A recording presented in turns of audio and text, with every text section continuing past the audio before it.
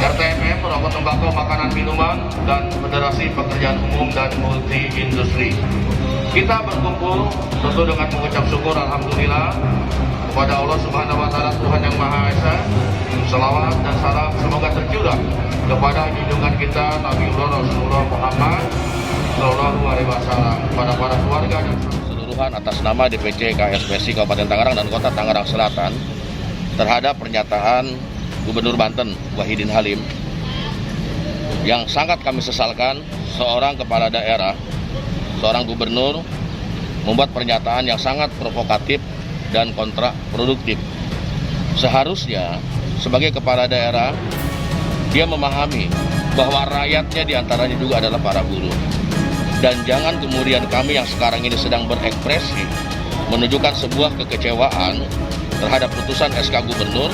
Saya telah memerintahkan kepada para Menko dan para menteri terkait untuk segera menindaklanjuti putusan MK itu secepat-cepatnya. Dan MK sudah menyatakan bahwa Undang-Undang Cipta Kerja masih tetap berlaku. Kami meminta kepada gubernur harus segera mencabut dan merevisi UMP sebesar 7-10%. Karena sekarang sudah ditetapkan upah yang dinaikkan sebesar 453 sekian, itu adalah cuma 37.000. Kita bersurat kepada Kementerian Tenaga Kerja. Kita mengatakan formula ini tidak cocok untuk diterapkan. Formula ini tidak sesuai, karena itu kita mengirimkan surat sesuai dengan prosedur bahwa formulanya harus memberikan rasa keadilan. Tapi malah gubernurnya menyarankan kepada para pengusaha untuk mengganti karyawan baru. Ya, karyawan yang menolak upah minimum diganti dengan karyawan baru. Pengamat menyebut pernyataan Gubernur Banten melukai hati buruh. Pengamat kebijakan publik Universitas Trisakti Trubus, Rahadiansyah, menilai pernyataan Gubernur Banten yang menyuruh pengusaha untuk mencari pegawai baru adalah tindakan yang tidak berperasaan. Trubus mengatakan pernyataan yang dikeluarkan Gubernur Banten Wahidin Halim kontraproduktif. Trubus menegaskan hal tersebut mengesankan keberpihakan Gubernur Banten kepada pengusaha. Padahal menurutnya banyak cara yang dapat dijadikan solusi untuk para buruh, meskipun belum ada jawaban dan belum tentu disetujui. Trubus mengatakan hal tersebut tidak melukai dan menyakiti masyarakat. Pengamat kebijakan publik Universitas Trisakti Trubus Rahadiansyah menilai pernyataan Gubernur Banten yang menyuruh pengusaha untuk mencari pegawai baru adalah tindakan yang tidak berperasaan. Dia berharap paling tidak Gubernur Banten harus mampu mengeluarkan kebijakan yang sifatnya memberikan bantuan kepada buruh yang membutuhkan. Misalnya memangkas anggaran APBD. Begitulah ungkapnya. Buruh Banten geram dengan pernyataan Gubernur Wahidin Halim terkait dirinya yang konsisten dengan keputusannya soal kenaikan upah minimum kota kabupaten. Diketahui Wahidin meminta pengusaha untuk cari karyawan lain apabila karyawannya atau buruh tak mengikuti aturan soal kenaikan UMK 2022. Presidium Aliansi Buruh Banten Bersatu AB3 Maman Nuriman mendesak WH merevisi surat keputusan SK kenaikan UMK sebesar 5,4%, kemudian meminta maaf kepada buruh atas pertanyaannya yang dinilai telah menghina dan melecehkan buruh dalam menuntut hak atas UMK. Kami dari buruh mengutuk dan mengecam dengan keras ucapan Wahidin Halim. Pasalnya Wahidin Halim dengan sengaja telah melecehkan dan menghina perjuangan kaum buruh dalam menuntut kenaikan upah yang layak. Ujarnya Rabu 8 November. Wahidin Halim dengan serampangannya mengatakan silakan saja pengusaha mencari pegawai baru jika karyawannya tidak mau dengan gaji yang sudah ditetapkan oleh Pemprov. Gubernur juga mengklaim bahwa ada banyak pengangguran yang mau dibayar 2,5 juta sampai 4 juta. Tambah Maman. Kata dia bahkan WH juga membeberkan kalau gubernur hanya 2 juta.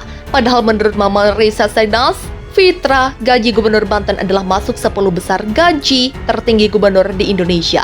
Nomor 7 yaitu sekitar 2,99 juta per bulan. Pernyataan tersebut ia sampaikan pada awak media saat acara penyerahan DIPA ke pemerintah kota kabupaten di Pendopo Lama Gubernur Banten, Gedung Negara Pemerintah Provinsi Banten, Serang Senin 6 Desember.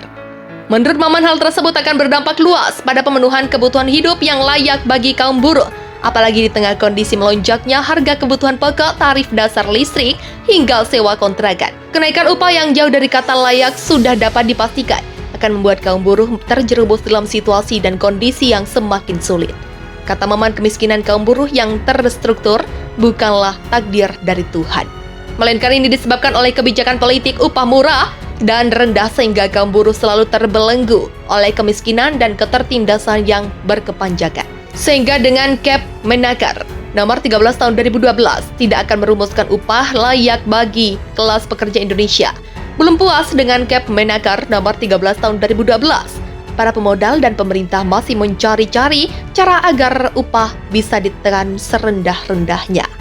Maka pada Oktober 2015, pemerintah mengeluarkan PP nomor 78 tahun 2015. Pada masa itu pemerintahan Jokowi Amin begitu congkak. Tidak sedikit pun menghiraukan teriakan dan aksi-aksi protes kaum buruh. Penetapan upah minimum tahun 2022 yang mengacu pada PP nomor 36 membuat upah kaum buruh semakin murah. Sebelumnya Wahidin Halim meminta pengusaha mencari karyawan baru jika karyawannya tak terima dengan besaran kenaikan UMK 2022 yang sudah diputuskan. Menurut dia, banyak masyarakat yang ingin digaji 2,5 hingga 4 juta per bulan. Saya bilang ke pengusaha, ya kalian cari tenaga kerja baru, masih banyak yang nganggur. Yang butuh kerja yang cukup gaji 2,5 juta, Rp 4 juta juga masih banyak. Begitulah katanya. Wahidin juga membandingkan buruh dengan relawan vaksinator yang hanya digaji 2,5 juta. Dirinya juga tak ingin ambil pusing dengan mogok kerja buruh yang berlangsung sejak 6 hingga 10 Desember. Biar saja dia mogok. Dia mengekspresikan ketidakpuasan. Tenaga vaksin dari pagi sampai malam 2,5 juta gajinya. Begitulah terangnya. Kenaikan UMK telah diputuskan WIH dalam SK nomor 561/282 HUK garing 2021 tentang kenaikan UMK 2022. Besaran UMK 2022 daerah Banten yakni di Kabupaten Pandeglang tidak ada kenaikan atau tetap Rp2.802.092. Kabupaten Lebak naik menjadi Rp2.773.590 dari Rp2.751.313 atau naik 0,81%. Lalu Kabupaten Serang tidak ada kenaikan atau tetap Rp4.125.186. Kabupaten Tangerang tidak ada kenaikan atau tetap Rp4.030.792. Kota Tangerang naik menjadi Rp4.285.798 dari Rp4.262.015 atau naik 0,56%. Kemudian Kota Tangerang Selatan naik menjadi Rp4.280.214 dari Rp4.230.792 atau naik 1,17%. Kota Cilegon naik menjadi Rp4.430.254 dari Rp4.306.772 atau naik 0,71%. Kota Serang naik menjadi Rp3.850.526 dari Rp3.810.549 atau naik 0,52%. 3 instansi vital pemerintah dikepung ribuan buruh, tuntut UMK hingga cabut peraturan PP nomor 36. Aksi unjuk rasa nasional dilakukan sekitar 10.000 buruh menggapung Istana Kepresidenan, Mahkamah Konstitusi hingga Balai Kota DKI Jakarta Rabu 8 Desember 2021.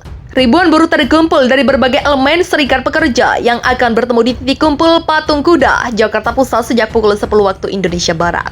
Para buruh ini juga telah melakukan diberitahukan kepada pihak keamanan untuk mengawal aksi mereka. Aksi tersebut direncanakan dimulai dari gedung MK, kemudian dilanjut ke Istana Kepresidenan lalu ke Balai Kota DKI Jakarta. Namun juga mereka berkoordinasi dengan aparat kepolisian, serta pengamanan apakah diizinkan atau tidak untuk melakukan unjuk rasa di 3 tempat tersebut. Kami akan koordinasi dengan aparat keamanan tentang lokasi yang akan dituju, apakah diizinkan langsung bersama seluruh peserta aksi atau perwakilan tergantung koordinasi di lapangan antara koordinator lapangan aksi dan aparat. Bila tak bisa ke gedung MK, maka kami minta diizinkan. Perwakilan menyampaikan sikap, begitulah ungkapnya. Tambah Iqbal, aksi unjuk rasa para buruh ini dipastikan akan berlangsung damai yang terdiri dari sekitar 10.000 buruh se-Jabodetabek. Adapun tuntutan yang mereka sampaikan ada 3, yakni revisi SK Gubernur tentang UMP dan UMK 2022, cabut peraturan pemerintah nomor 36 tahun 2021 tentang pengupahan,